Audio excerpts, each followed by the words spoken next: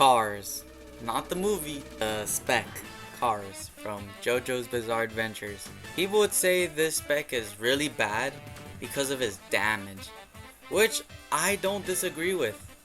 You know, the damage is not good. You know, the barrage only doing like almost 15 damage. Almost, because it does also do like 0.887, I think. Everyone would say this spec is very bad, but I would actually say and argue that this spec is actually pretty decent. Now I say that it's decent because, you know, even though it has just 3 moves, you know, all you have to do is just really practice with it, and you know, soon enough you will get better at it. But you know, all that skill does not really go anywhere when you have little to no damage that comes with it, as well as just fighting against people that have way more, you know, more damage and just more better combos overall. There is one move that actually saves it a little bit, and that is the X. The X is so good. Alright, when I first used it, I thought it was pretty alright, but it was because I was using it the wrong way. More and more time goes as I keep on using this thing, and it just saves me from so much moments. It's so good. I would argue to say that this move is probably one of the best in the game. Now what it does is that it, you know, well, spawns a decoy, and as that decoy is out, you become invisible for a couple seconds. Now as you're invisible, this also boosts up your speed, and if you land it, it does 15 damage. Now you can block this, and you can also miss this. You know, it has a little short duration, which is the one downside about it, but it completely makes up for what it does and what it's, you know, used for. There's many uses to this, by the way. So you're probably wondering, how is this move OP? Well, let me give you a scenario. So you're going against a silver chariot, alright? Specifically its C move. The person uses his C move. What you do is you press X, and your decoy gets affected by that C move, but you don't. It's like an iframing move, but it doesn't iframe. It's so good, you don't get affected by it. And then if they hit you, or if they hit your decoy, then you can just go towards them and combo extend afterwards.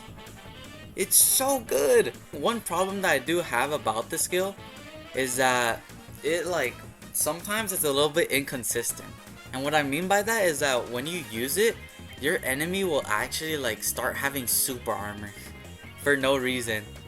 It'll be as if they're blocking, but from all around angles. Now the problem with its hitbox, it used to do that, but it doesn't anymore, or at least supposedly it doesn't do that anymore. And I say supposedly because that still happens.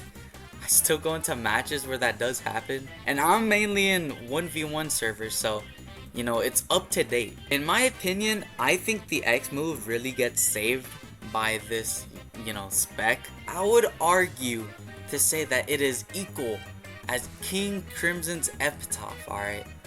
That's how confident I am about this thing. It is super good.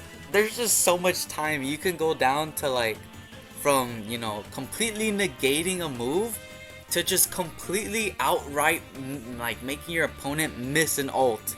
Which, you know, in this game, ults aren't really that much of a big deal to deal with, considering how if you go against the silver chariot, then, you know, they just have an auto combo for that thing.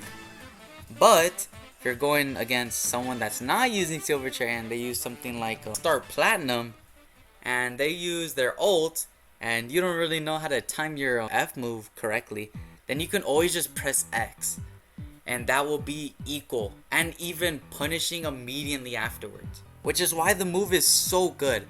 That move itself saves the spec.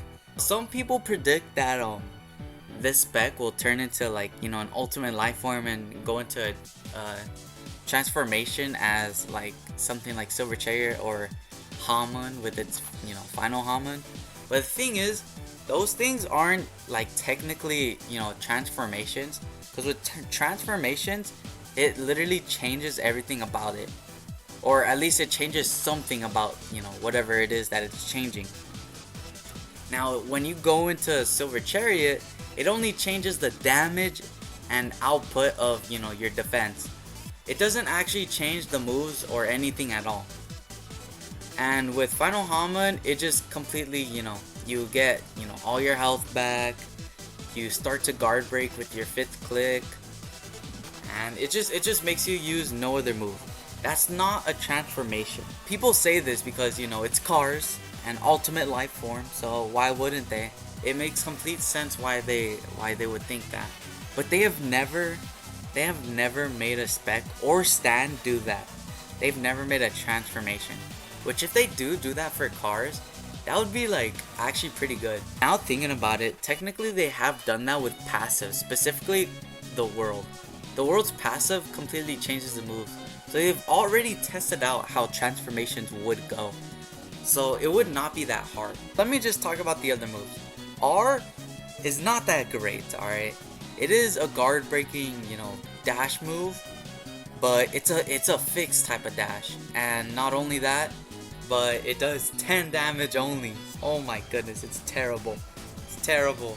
There's no difference between using the, you know, the 5th click and the R. It's so terrible. But it does guard break, and the barrage is, I'd say it's alright. I wouldn't say it's decent because, well, you can get perfect blocked when using it because it guard breaks. So it's not that great, but it's not that bad either. Whenever you do guard break your opponent, it's so little. It's like so minuscule. Like as soon as you guard break them, like that duration that, you know, you have them on your barrage, and then when you let go, it's already gone. Like that, it's already gone. It doesn't, like, you know, work. So if you are going to have the, you know, barrage guard break, at least put more, like, you know, stun time on that guard break, because that guard break is just awful. It makes your damage go a little bit more up. Now the max damage that you can go, I've tested it out. The max damage you could go with that is like somewhere near 51 if they're not guard broken. If they are guard broken, then you can do like 61, I believe. But I forgot. Oh, you'll probably see it in the screen right now. Now this Spec, as I've said before, or not really have said, but you know, I put in a thumbnail, it has some great potential. Mainly just cause, you know, the C and V and Z move are all undetermined. So that means either one of those could be very good. But as of right now, the R move does little damage, the barrage also does a little bit of damage. And the X move, you know, I'd say that damage is pretty good considering on how, you know, what it does. And for the X move, I'd say the X move's damage is actually alright. You know, for what it does, I feel like that should be fair. So I wouldn't really change anything about that. And also for the R move, definitely change that. You know, have it have, you know, at least 15 damage, man. So it doesn't do as much as the 5th click. Oh my goodness, man. There would actually be incentive to use that R move in a combo. And for the barrage, I'd say to just have more duration on the, you know, guard break whenever you do guard break someone with it. And also have not super armor, have the same amount of armor as Silver Chariot, because it has a little wind up, and that just kind of completely ruins it, because your opponent, you know, when they use barrage, they have like a little to no wind up move. So whenever you go against a stand and they e-barrage, and you also are using KARS and you use e-barrage, then you know who's gonna win? The stand user, because you're still winding up.